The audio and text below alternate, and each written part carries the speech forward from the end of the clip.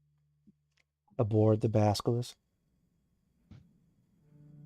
Argus, Sacaristio, you all temporarily stop what you were doing as you're able to feel and know what's happening through the emerald core stone possessed by Brave Stride, who was there.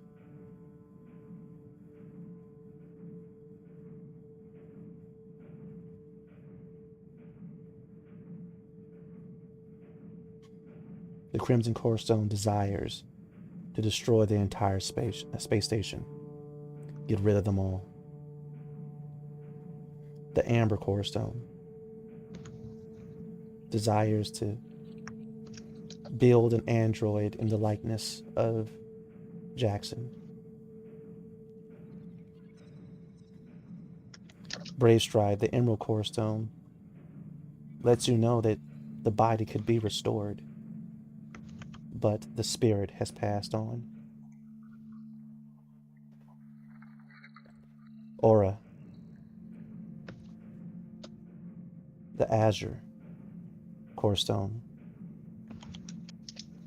lets you know that his spirit is in a peaceful realm.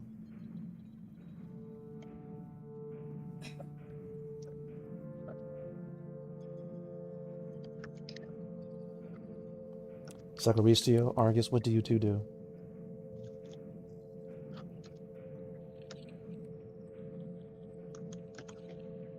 Well, I need to find something to do, otherwise I might actually explode.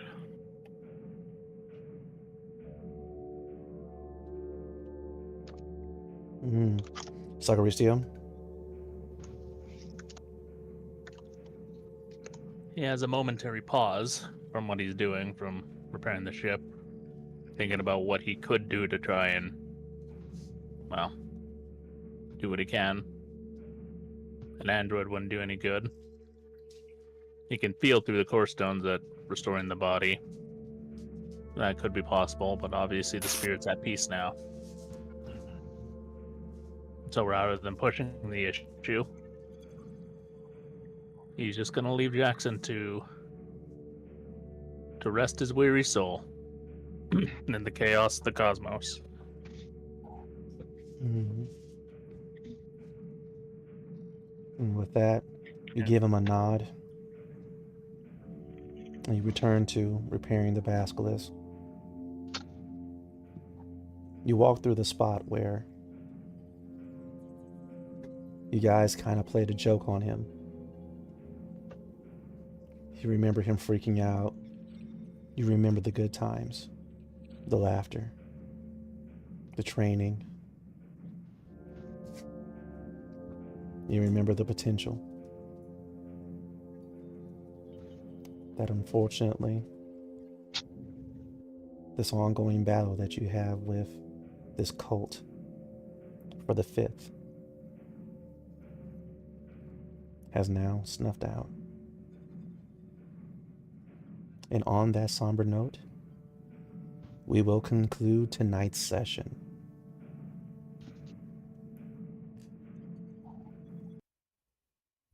We hope you enjoyed this episode of Esper Genesis. If you did, please hit that like button, comment, subscribe. Join us on our next live session. I need to thank my incredible role players, Alloy, Master Draco, Dark Lovely, Tonto Tomahawk, and Typhoon 44. Hit me up on the socials at Facebook at Cobalt GM's ttrpg Zone, on Instagram at cobalt.gm, and on TikTok at Cobalt GM5. Until next time, have a good night, and let's level up together.